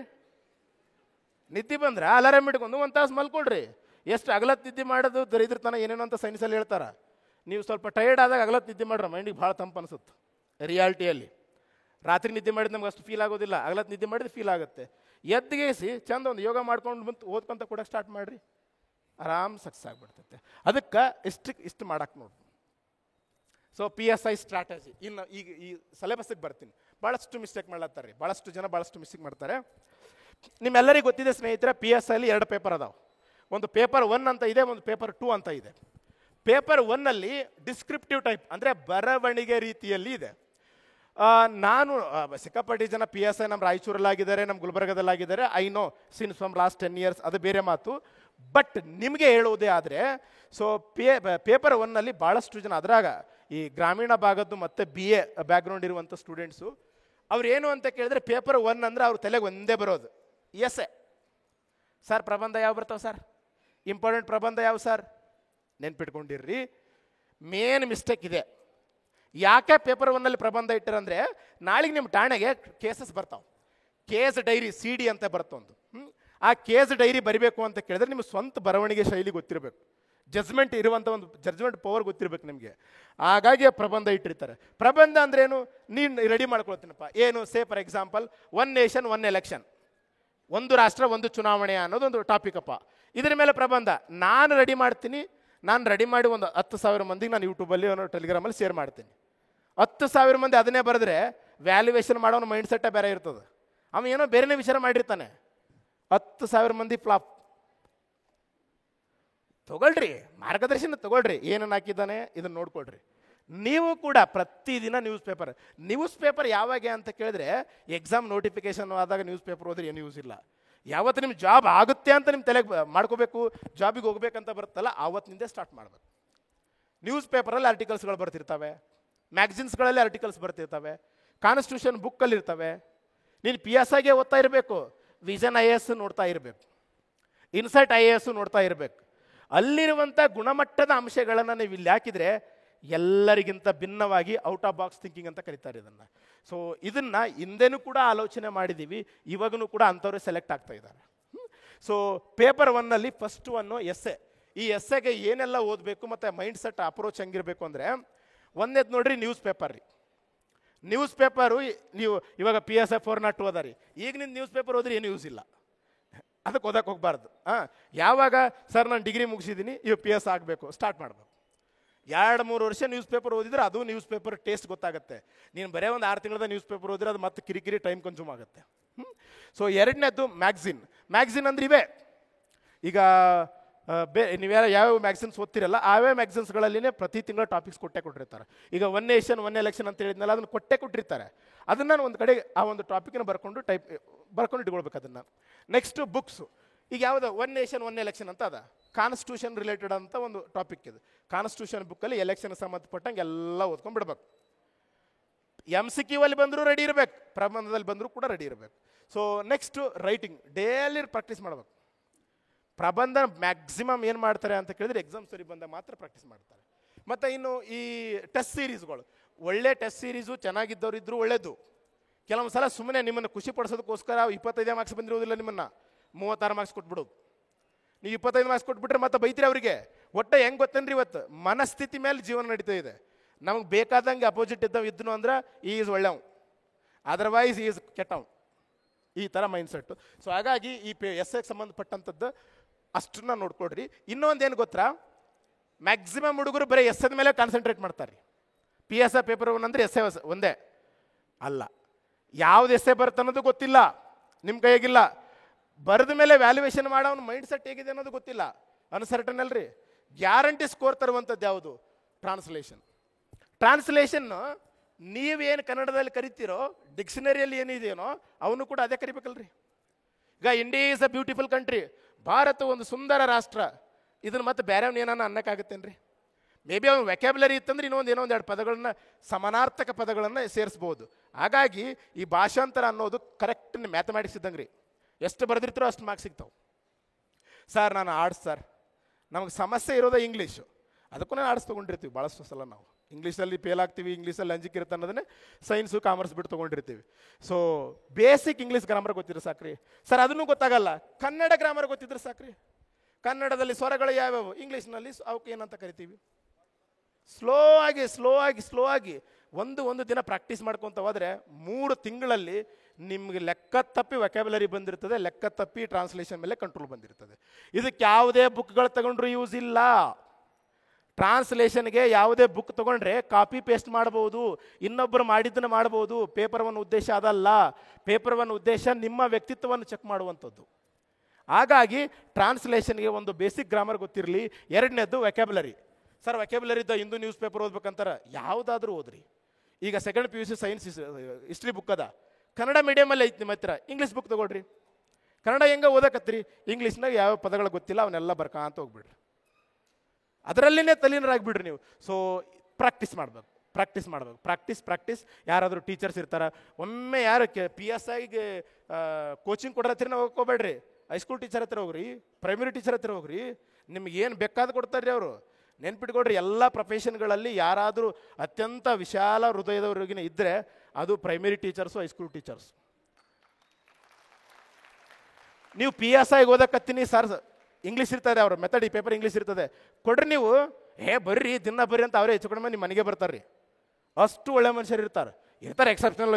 ಎಲ್ಲವಷ್ಟು 5 ಬೆರಳು ಸೇಮ್ ಇಲ್ಲಾರ್ದ್ರೆ ಕೆಟ್ಟವರು ಇರ್ತಾರೆ, ಅದು ಬೇರೆ ಮಾತು. ಬಟ್ ಆ ಥರ ಯೂಸ್ ಮಾಡ್ಕೋಬೇಕ್ರಿ. ಈಗ PSI ಫಿಸಿಕಲ್ ಪ್ರಾಕ್ಟೀಸ್ ಮಾಡ್ತಿರ್ತೀರಿ, PSI ಇದ್ದವನ ಹತ್ರ ಹೋದ್ರೆ ಏನು ಯೂಸ್ ಇಲ್ಲ. ಪ್ರೈಮರಿ ಟೀಚರ್ಗಳಲ್ಲಿ ಫಿಸಿಕಲ್ ಟೀಚರ್ ಇರ್ತಾನೆ, ಅವ್ರ ಹತ್ರ ಹೋಗ್ರಿ, ಎಂತೆಂಥ ಸ್ಕಿಲ್ ಇರ್ತಾವೆ. ಹೈಸ್ಕೂಲ್ ಟೀಚರ್ ಫಿಸಿಕಲ್ ಟೀಚರ್ ಇರ್ತಾರೆ, ಅವ್ರ ಹತ್ರ ಇಲ್ಲ. ನಮ್ಮ ಕಣ್ಣಿಗೆ ಅಟ್ರಾಕ್ಟಿವ್ ಕಾಣಬೇಕು. ಅಟ್ರಾಕ್ಟಿವ್ ಕಾಣೋದು ಮೋಸ್ಟ್ ಅಟ್ರಾಕ್ಟಿವ್ ಕಾಣುವಂಥ ಪೋಸ್ಟ್ ಯಾವುದ್ರಿ? Again police. ಮ್ಯಾಕ್ಸಿಮಮ್ ಅದ್ರ ಕಡೆಗೇನೆ ಕಣ್ಣು ಎಲ್ಲರದು. ಸೊ ಪ್ರಿಸೈಸ್ ಲಾಸ್ಟಿಗೆ. ಈ ಪ್ರಿಸೈಸ್ ಅಂತೂ ಮಾರ್ಕ್ಸ್ ಕೊಡ್ತದ್ರಿ, ಪ್ರಾಕ್ಟೀಸ್ ಯಾರೂ ಮಾಡೋದಿಲ್ಲ. ಇದಕ್ಕೆ ಯಾವುದೇ ಬುಕ್ ಇಲ್ಲ, ಬುಕ್ ತೊಗೊಂಡ್ರು ಕೂಡ ಯೂಸ್ ಇಲ್ಲ. KS ಮೇನ್ಸಲ್ಲಿ ಬರುತ್ತೆ ಪ್ರಿಸೈಸು. ಸೊ ಅಂಥ ಕ್ವಶನ್ ಪೇಪರ್ಗಳನ್ನ ನೋಡಿ ನೀವು ಪ್ರಾಕ್ಟೀಸ್ ಮಾಡ್ತಾ ಹೋಗ್ಬೇಕು. ಸೊ ಪೇಪರ್ 1 50ಕ್ಕೆ 50 ಮಾರ್ಕ್ಸ್ ಬರೆದ್ರೆ 35 ಮಾರ್ಕ್ಸ್ ಸಿಗ್ತವೆ ನಿಮಗೆ. 50ಕ್ಕೆ 50 ಬರೆದ್ರೆ ನಾವು ತುಂಬ ಜಾಸ್ತಿ ಎಸ್ಟಿಮೇಷನ್ ಮಾಡ್ಕೋಬಾರ್ದ್ರಿ, ಕಮ್ಮಿ ಮಾಡ್ಕೋಬೇಕು ಯಾವಾಗಲೂ. ಇನ್ನು ಪೇಪರ್ 2 ನೋಡೋದಾದರೆ, ಪೇಪರ್ 2 ಅಲ್ಲಿ ಯಾವೆಲ್ಲ ಇರ್ತವೆ? ಕರೆಂಟ್ ಅಫೇರ್ಸ್ ಇರ್ತದೆ. ಯಾರು ಕರೆಂಟ್ ಅಫೇರ್ಸ್ ಮೇಲೆ ಕಂಟ್ರೋಲ್ ಇರ್ತದೋ ಅವನು ಕಾಂಪಿಟೇಟಿವ್ ಎಕ್ಸಾಮಲ್ಲಿ most of the time success ಆಗ್ತಾನೆ. ನಂಬ್ತಿರೋ ಬಿಡ್ತಾರೋ ಗೊತ್ತಿಲ್ಲ ನೀವು. ಯಾರಿಗೆ ಕರೆಂಟ್ ಅಫೇರ್ಸ್ ಮೇಲೆ ಕಂಟ್ರೋಲ್ ಇರ್ತದೋ ಅವನು ಹೆಚ್ಚು ಕಡಿಮೆ ಕಾಂಪಿಟೇಟಿವ್ ಎಕ್ಸಾಮಲ್ಲಿ ಸಕ್ಸಸ್ ಆಗ್ತಾನೆ. ಯಾಕೆ ಸರ್? ಈಗ ಕಾನ್ಸ್ಟಿಟ್ಯೂಷನಲ್ಲಿ ಯಾವುದಾದ್ರೂ 15 ಪ್ರಶ್ನೆ ಬಂದವಂದರೆ 1.5 ವರ್ಷದಲ್ಲಿ ಆ ಕರೆಂಟ್ ಅಫೇರ್ಸ್ ನಡೆದಿರ್ತಾವೆ ಅದ್ರ ಮೇಲೆ. ಈಗ ರಾಷ್ಟ್ರಪತಿ ಚುನಾವಣೆ ಆಗಿರ್ತದೆ, ಅದಕ್ಕೋಸ್ಕರ ರಾಷ್ಟ್ರಪತಿ ಮೇಲೆ ಕೇಳಿರ್ತಾರೆ. ಹೀಗೆ ಎಲ್ಲ ವಿಷಯಗಳನ್ನು ಕೂಡ ಅಷ್ಟೇ. ಈಗ ಯಾವುದೋ ಒಂದು ಜಿಯೋಗ್ರಫಿ ಆಗಿರ್ಬೋದು, ಕರೆಂಟಲ್ಲಿ ಏನೋ ನಡೆದಿರ್ತದೆ, ಅದಕ್ಕೋಸ್ಕರನೇ ಅದೊಂದು ಸ್ಟ್ಯಾಟಿಕ್ ಪಾರ್ಟ್ ಕ್ವಶನ್ ಕೇಳಿರ್ತಾರೆ. ಸೊ ಕರೆಂಟ್ ಅಫೇರ್ಸ್ಗೋಸ್ಕರ ಏನನ್ನ ಓದ್ಬೇಕು ಅನ್ನೋದನ್ನು ಕೂಡ ಹೆಚ್ಚು ಕಡಿಮೆ ಎಲ್ಲರಿಗೂ ಗೊತ್ತಿರ್ತದೆ. ಬಟ್ ನೆನ್ಪಿಟ್ಕೊಳ್ರಿ, ನಾ ಯಾವ ಮ್ಯಾಗ್ಝಿನ್ ಕೂಡ ಅಲ್ಲಿ ಮೆನ್ಷನ್ ಮಾಡಿಲ್ಲ. ರೀಸನ್ ಅಷ್ಟೇ, ಎಲ್ಲ ಮ್ಯಾಗ್ಝಿನ್ಗಳು ಕೂಡ ಚೆನ್ನಾಗಿರ್ತಾವೆ. ಓದಬೇಕು, ಒಂದೇ ಮ್ಯಾಗ್ಝಿನ್ ಓದಬೇಕು, 1-2 ಮ್ಯಾಗ್ಝಿನ್ದಾಗೆ ಸ್ಟಾಪ್ ಮಾಡಿಬಿಡ್ಬೇಕು. ಎಲ್ಲ ಇದು ಮಾಡ್ಕೊಳಕ್ಕೆ ಹೋಗಬಾರ್ದು. ಇನ್ನು ಭಾರತದ ಸಂವಿಧಾನ ಕಡ್ಡಾಯವಾಗಿ ಕ್ವಶನ್ಸ್ ಬರ್ತಾವೆ. ನಾಳೆಗೆ ನೀವು ಎಕ್ಸಾಮ್, ನೀವು ಒಬ್ಬ ಸಿಟಿಸನ್ ಇದ್ದರೂ ಕೂಡ, ಈಗ ನೋಡ್ರಿ ನೀವು BSc ಅಗ್ರಿದವ್ರಿಗೆ ಕೂಡ ಕಾನ್ಸ್ಟಿಟ್ಯೂಷನ್ ಅದ, ಇಂಜಿನಿಯರಿಂಗ್ದವ್ರಿಗೆ ಕಾನ್ಸ್ಟಿಟ್ಯೂಷನ್ ಅದ, ಡಿಗ್ರಿಯಲ್ಲಿ ಎಲ್ಲರಿಗದ. ಎಲ್ಲರಿಗೆ ಯಾಕೆ ಇಟ್ಟಾರ ಅಂತ ಕೇಳಿದರೆ, ಕಾನ್ಸ್ಟಿಟ್ಯೂಷನ್ ತಿಳ್ಕೊಳ್ಬೇಕಾಗಿದ್ದು ಪ್ರತಿಯೊಬ್ಬನ ಕರ್ತವ್ಯ ಅದು. ಹಾಗಾಗಿ ಸೊ ಕಾನ್ಸ್ಟಿಟ್ಯೂಷನ್ಗಿನ ಚೆನ್ನಾಗಿ ಓದಿದರೆ 15-20 ಕ್ವಶನ್ ಒಂದು ಮಿಸ್ ಆಗಲಾರ್ದಂಥದ್ದು ಯಾವುದಾದ್ರೂ ಒಂದು ಸಬ್ಜೆಕ್ಟ್ ಇದ್ದರೆ ಕಾನ್ಸ್ಟಿಟ್ಯೂಷನ್ ಅದು. ಸೊ ಈಗ ನಾ ಕಾನ್ಸ್ಟಿಟ್ಯೂಷನ್ ನೋಡ್ತಿರ್ತೀನಿ ಹುಡುಗರಿಗೆ, ಚಂದ ಒಂದೇ ಬುಕ್ ರೀ ಕನ್ನಡದಲ್ಲಿ, ಗಂಗಾಧರ್ ಸರ್ ಬುಕ್, ಚೆನ್ನಾಗಿ ಬುಕ್ ಅದ. ನೀವು PCಗೆ ಓದಕತ್ತೀರ, ಈಜಿ ಸಿಂಪಲ್ ಕ್ವಶನ್ ಬರ್ತಾವ. ಮೂಲಭೂತ ಹಕ್ಕುಗಳು ಯಾವ ಭಾಗದಾಗ ಅದಾವ, ಯಾವ ದೇಶದಿಂದ ಎರವಲು ಪಡೆಯಲಾಗಿದೆ. PSIಗೆ ಓದಕತ್ತೀರ, ಸಮಥಿಂಗ್ ಡಿಫಿಕಲ್ಟ್ ಬರ್ತಾವೆ. 17ನೇ ವಿಧಿ ಯಾವುದಕ್ಕೆ ಸಂಬಂಧಪಟ್ಟದ ಕ್ವಶನ್ ಪೇಪರ್ ತೆಗೆದು ನೋಡ್ರಿ ನೀವು. 150 ಸಲ ಕೇಳಿರೋದನ್ನು. ಇಲ್ಲಿವರೆಗೆ ನೀವು ಸುಮ್ಮನೆ ಒಂದು 150 ಕ್ವಶನ್ ಪೇಪರ್ ತೆಗೆದು ನೋಡ್ರಿ, 150 ಸಲ ಸಿಗುತ್ತೆ. ಅದು ಗೊತ್ತಿದ್ರೆ ಗೊತ್ತಿದ್ದಂಗಲ್ಲ, ಸಮಥಿಂಗ್ ಸ್ಪೆಸಿಫಿಕ್ ಆಗಿ ಗೊತ್ತಿರ್ಬೇಕು ನಿಮಗೆ. ನೆಕ್ಸ್ಟು ಇಂಗ್ಲೀಷಲ್ಲಿ ಓದೋದಾದರೆ ಒಂದು ವೇಳೆ ಪಾಲಿಟಿಯನ್ನು ಲಕ್ಷ್ಮೀಕಾಂತ್ ಸರ್ ಬುಕ್ ಎಲ್ಲ ಓದಬೇಕಾಗಿಲ್ಲ. ಲಕ್ಷ್ಮೀಕಾಂತ್ ಸರಲ್ಲಿರುವಂಥ 40 ಚಾಪ್ಟರ್ ಓದಬೇಕಾಗಿಲ್ಲ. ಸೊ ಜಸ್ಟ್ ಕ್ವಶನ್ ಪೇಪರ್ ತೊಗೋಬೇಕು. ಮೂಲಭೂತ ಹಕ್ಕುಗಳು ಬಂದಿದೆ, ರಾಜನಿರ್ದೇಶಕ ತತ್ವಗಳು ಬಂದಿದೆ. ಸೊ ಪೀಠಿಕೆ ಬಂದಿದೆ, ಟಾಪಿಕನ್ನು ಬರ್ಕೊಳ್ಬೇಕು, ಓದಕ್ಕೆ ಸ್ಟಾರ್ಟ್ ಮಾಡ್ಬೇಕು ಅಷ್ಟೇ. ನಿಮ್ಮದನ್ನು ನೀವು ಜಾಸ್ತಿ ತೊಡಗಿಸಿಕೊಂಡಷ್ಟು ಸ್ಪರ್ಧಾತ್ಮಕ ಪರೀಕ್ಷೆಗಳಿಗೆ ಸಕ್ಸಸ್ ಆಗ್ತೀರಿ. ಬೇರೆನವ್ರದ್ದು ಕಾಪಿ ಮಾಡಿದಷ್ಟು ಅದು ಇನ್ನೂ ನಿಮ್ಮ ಕ್ರಿಯೇಟಿವಿಟಿ ಸತ್ತು ಹೋಗ್ಬಿಡ್ತದೆ. So next history. ಸೊ 6ರಿಂದ 2nd PUC ತನಕ ಸ್ಟೇಟ್ ಬುಕ್ಕು ಓದಿದರೆ ಬೇಸಿಕ್. ಈಗ ಸಪೋಸ್ ಸೈನ್ಸ್ ಹುಡುಗ ಇರ್ತಾನೆ, ಅವನಿಗೆ ಭಾಳಷ್ಟು ಮರ್ತು ಬಿಟ್ಟಿರ್ತಾನೆ. ನೀವೇನಾದರೂ 8ನೇ ತರಗತಿ ಬುಕ್ ಸ್ಟಾರ್ಟ್ ಮಾಡಿದೆ ಅಂತಂದರೆ ಪ್ರಾಚೀನ ಭಾರತ ಇತಿಹಾಸ ಕವರ್ ಆಗುತ್ತೆ. 9ನೇ ತರಗತಿ ಓದಿದ್ರೆ ಮಧ್ಯಕಾಲೀನ ಭಾರತ ಇತಿಹಾಸ ಗೊತ್ತಾಗುತ್ತೆ. 10ನೇ ಕ್ಲಾಸ್ ಓದಿದ್ರೆ ಆಧುನಿಕ ಗೊತ್ತಾಗುತ್ತೆ. ಸರ್ ಸಾಕನ್ನೋ ಸ್ಪರ್ಧಾತ್ಮಕ ಪರೀಕ್ಷೆಗಳಿಗೆ ಅಪ್ಲೈನೇ ಆಗೋದಿಲ್ಲ. ಸಾಕನ್ನೋ ವರ್ಡ್ ಕಾಂಪಿಟೇಟಿವ್ ಎಕ್ಸಾಮ್ಗೆ ಅಪ್ಲೈನೇ ಆಗೋದಿಲ್ಲ. ಒಬ್ಬ ಅರ್ಥಶಾಸ್ತ್ರದ ಪ್ರಾಧ್ಯಾಪಕ 40 ವರ್ಷಗಳ ಸಂಶೋಧನೆ ಮಾಡಿ ರಿಟೈರ್ಡ್ ಆಗ್ತಾನ, ಇನ್ನೂ ನಾನು ಅರ್ಥಶಾಸ್ತ್ರದಲ್ಲಿ ಏನು ಓದಿಲ್ಲನೇ ಅಂತ ಹೇಳ್ತಾನವ. ಒಬ್ಬ ಬಿಜಾಪುರದ ಹೋದಂಥ ಕಾನ್ಸ್ಟೇಬಲ್ ಆಸ್ಪಿರೆಂಟು, ಸರ್ ನಾನು 6 ತಿಂಗಳಿಂದ ಎಲ್ಲ ಓದಿದ್ದೀನಿ ಸರ್, ಆದರೂ ನನ್ನ ಜಾಬ್ ಆಗಮಲ್ದು ಅಂತ ಹೇಳ್ತಾನೆ. ಈ ಮನಸ್ಥಿತಿ ಚೇಂಜ್ ಆಗ್ಬೇಕು. ಅದಕ್ಕೆ ಸ್ಪರ್ಧಾತ್ಮಕ ಪರೀಕ್ಷೆಗಳಲ್ಲಿ ಸ್ವಲ್ಪ ನಿಮ್ಮ ಸ್ವಂತಿಕೆಯನ್ನು ಬಳಸ್ಕೊಂಡು ಅಧ್ಯಯನ ಮಾಡಿದ್ದೆ ಬೇಸಿಕ್ ಬುಕ್ಗಳನ್ನ ಓದಬೇಕು. ಓದಿದ ಮೇಲೆ ಸ್ಟ್ಯಾಂಡರ್ಡ್ ಬುಕ್ ಅಂತ ಅದಾವೆ. ನೀವು PC ಲೆವೆಲ್ಲ ಓದ್ಬೇಕಂತ ಕೇಳಿದ್ರೆ ಆರ್ ಮಂಜುನಾಥ್ ಸರ್ ಸ್ವಲ್ಪ ಕವರ್ ಆಗಿದೆ ಮ್ಯಾಕ್ಸಿಮಮ್. ಅದಾದ ನಂತರ ಮಿಕ್ಕಿದ ಬೈಬಲ್, ನೀವು KS ಓದ್ರಿ, ಯಾವುದಕ್ಕೆ ಓದ್ರಿ, ಸರ್ ಈಡು ದೊಡ್ಡ ಓದಾವ, ಅವ್ರು ದೊಡ್ಡವನ್ನು ಯಾರು ಓದ್ತಾರೆ ಸರ್, ನೀವೇನು ಓದಿರಿ ಏನಂತ ಕೇಳ್ಬೋದು. ಅವ್ರು ದೊಡ್ಡದು ಓದೋದು ಬೇಕಾಗಿಲ್ಲ, ಅದಾಗ ಟಾಪಿಕ್ ರೀ. ಈಗ ನಾವು PC PS ಆಗಿ ಮ್ಯಾಕ್ಸಿಮಮ್ ಆಧುನಿಕ ಭಾರತ ಇತಿಹಾಸ ಕೇಳ್ತಾರೆ, ಅದನ್ನು ಚಂದ ಓದ್ಬಿಡ್ರಿ, ಮುಗಿದ ಹೋಯ್ತಲ್ಲ. So next general science. ಭಾಳಷ್ಟು ಜನ ನಾನು ಅಬ್ಸರ್ವ್ ಮಾಡಿದ ಹಾಗೆ ಸೈನ್ಸ್ ಹೊರತುಪಡಿಸಿ ಹೆಚ್ಚು ಕಡಿಮೆ ಮ್ಯಾಕ್ಸಿಮಮ್ ಜನ ಗೌರ್ಮೆಂಟ್ ಜಾಬಿಗೆ ಹೋಗುವಂಥವರೆಲ್ಲ ಹಿಂದೆ ಎಲ್ಲ ಆರ್ಟ್ಸ್ದವರೇ ಜಾಸ್ತಿ ಇರ್ತಿದ್ದಾರೆ ರೀ. ಇವಾಗ ಸ್ವಲ್ಪ ಎಲ್ಲರೂ ಹೋಗ್ತಾ ಇದ್ದಾರೆ ಸೈನ್ಸಲ್ಲಿ. ನಾನು MCOM ಇದ್ದೆ ರೀ, ಗುಲ್ಬರ್ಗ ಯೂನಿವರ್ಸಿಟಿಯಲ್ಲಿ MCOM ಮಾಡಿದ್ದು ನಾನು. MCOM ಇದೀನಿ ರೀ, 3rd ಸೆಮ್ಮಲ್ಲಿ JRF ಆಗಿದೆ, ನೆಟ್ ಆಗಿದೆ. ಈ ಪರಮಾಣು ಅಂದ್ರೆ ಗೊತ್ತಿಲ್ಲರಿ. ನ್ಯೂಟ್ರಾನ್ ಕಂಡಿಡ್ದವ ಯಾರು? ರಟ್ಟ ಹೊಡಿಬೇಕು, ನ್ಯೂಟ್ರಾನ್ ಕಂಡಿಡ್ದವ ಅಂತ. ಜೀವಕೋಶ ಕಂಡಿಡ್ದವ್ರು, ಜೀವಕೋಶ ಅನ್ನೋದು ಗೊತ್ತಿಲ್ಲ ಏನನ್ನೋದು. ಅದು ಗೊತ್ತದೆ, ಒಂದು ಜೀವಿಯ ಸಣ್ಣ ಸೂಕ್ಷ್ಮ ಘಟಕ, ಅದನ್ನೂ ರಟ್ಟ ಹೊಡಿಯೋದು. ಏನನ್ನೋದು ಗೊತ್ತಿಲ್ಲ. ನೀವು ಏನನ್ನೋದು ಯಾವುದೇ ಆಥರ್ ಬುಕ್ ಓದಿದ್ರು ಕೂಡ ಗೊತ್ತಾಗೋದಿಲ್ಲ. ಅದೇ ನೀವು 5ನೇ ತರಗತಿ ಬುಕ್ ನೋಡ್ರಿ, ಚಂದ ಕೊಟ್ಟರಲ್ಲಿ ಏನಂತ ಬ್ರಾಕೆಟಲ್ಲಿ ಒಂದು ಚಟುವಟಿಕೆ ಕೊಟ್ಟಾರ. ಪರಮಾಣು ಅಂತಂದರೆ ಏನು, ಒಂದು ಸಣ್ಣ ತುಣುಕನ್ನು ಮುರಿ ಕಟ್ ಮಾಡಿರಿ ಲಾಸ್ಟಿಗೆ ಅದು ಡಿವೈಡೇ ಆಗೋಕ್ಕಾಗೋದಿಲ್ಲ. ಆಗ ಡಿವೈಡ್ ಆಗ್ಲಾರ್ದಂಥದ್ದಕ್ಕೆ ಒಂದು ಕಣ ಅಂತ ಕರಿತೀವಿ. ಅದನ್ನು ಕಂಡಿಡಿದವರು ಕಣದ ಅನ್ನೋ ಋಷಿ.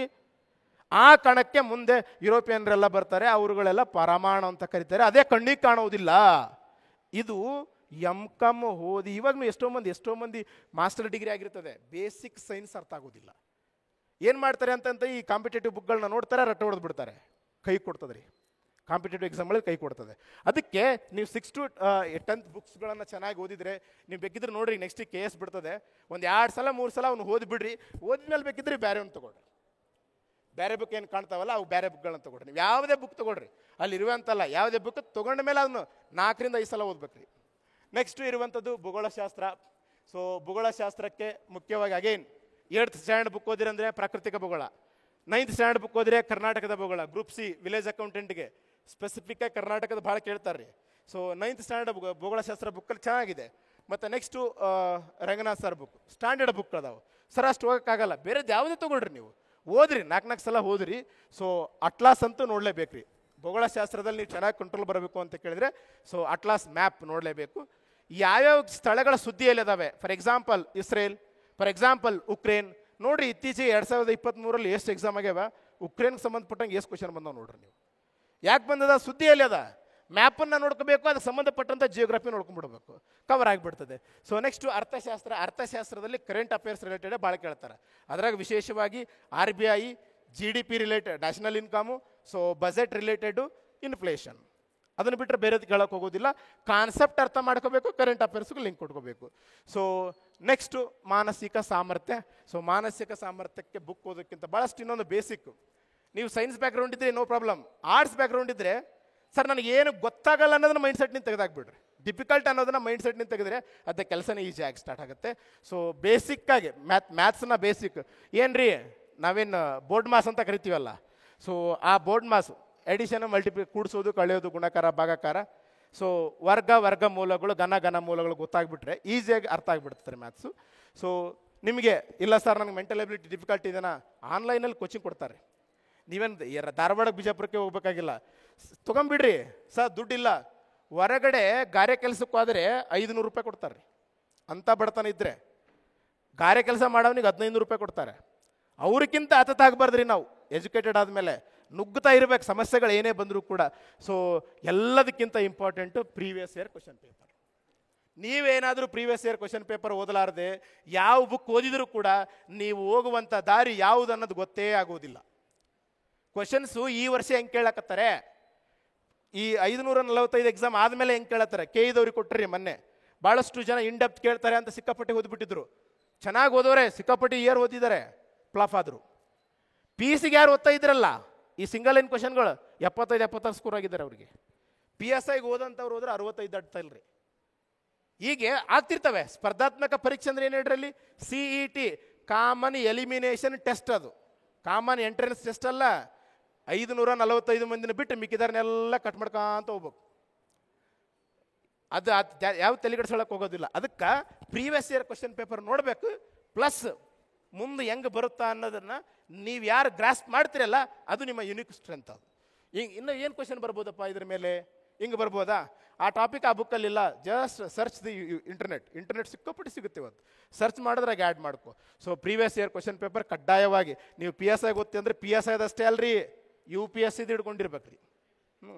ಅದಕ್ಕೋಸ್ಕರ ಅಂತ ಡೆಡಿಕೇಟೆಡ್ ಮಾಡಿದ್ಮೇಲೆ ನೀವು ಎಲ್ಲದಕ್ಕೂ ಕೂಡ ರೆಡಿ ಇರಬೇಕು. ಸೊ ಇದು ಬುಕ್ಸ್ಗಳಾಯಿತು. ಸೊ ಇನ್ನೂ ಏನಾದರೂ ಕ್ವಶನ್ಸ್ ಇದ್ದರೆ ಸೊ ನನಗೆ ಕೇಳ್ಬೋದು. ಮಂಜುನಾಥ್ ಸರ್ ಆದರೆ ಮಂಜುನಾಥ್ ಸರ್ ಕೂಡ ಆನ್ಸರ್ ಮಾಡ್ತಾರೆ. PSIಗೆ ಸಂಬಂಧಪಟ್ಟ ಹಾಗೆ ಇನ್ನೊಂದು ಮುಖ್ಯವಾಗಿ ಹೇಳ್ತು ನೋಡ್ರಿ, ಫಿಸಿಕಲ್ಗೆ ಸಂಬಂಧಪಟ್ಟ ಇತ್ತೀಚೆಗೆ ಭಾಳಷ್ಟು ಜನ ಹುಡುಗರು 87-88 ಆದವರು ಮೊನ್ನೆ DR ಫಿಸಿಕಲ್ ಫೇಲ್ ಆಗಿದ್ದಾರೆ ರೀ. 87-88 ಆಗಿದೆ, ಫಿಸಿಕಲ್ ಫೇಲ್ ಆಗ್ತಾರೆ. ಎಲ್ಲ ನಿಮ್ಮ ಎಫರ್ಟ್ಸ್ ಎಲ್ಲ ವೇಸ್ಟ್ ಆಯ್ತಲ್ಲ. ಸೊ ಅದಕ್ಕೆ ನೀವು 18ರಿಂದ ಒಂದು 35 ದಿನ ಒಳಗಡೆ ಇದ್ರಿ ಅಂದ್ರೆ ಮುಂಜಾನೆ 6 ಗಂಟೆಗೆ ಎದ್ದು ಒಂದು half an hour 1 hour running ಓಡಕ್ಕೆ ಹೋಗ್ಬೇಡ್ರಿ, ವಾಕ್ ಆದರೂ ಮಾಡಿರಿ. ಅಟ್ಲೀಸ್ಟ್ ನಿಮಗೆ ರನ್ನಿಂಗ್ ಓಡಕ್ಕೆ ಆಗಿಲ್ಲ ಅಂತಂದರೆ ಮನುಷ್ಯನ ಆರೋಗ್ಯವಾಗಿರ್ತದೆ. ಫಿಸಿಕಲ್ ಭಾಳಷ್ಟು ಜನ ಫೇಲ್ ಆಗ್ತಾ ಇದ್ದಾರೆ. ಇದನ್ನು ಬಿಟ್ಟು ಏನಾದರೂ ಕ್ವಶನ್ಸ್ಗಳಿದ್ದರೆ ಯು ಕ್ಯಾನ್ ಆಸ್ಕ್ ಮೀ.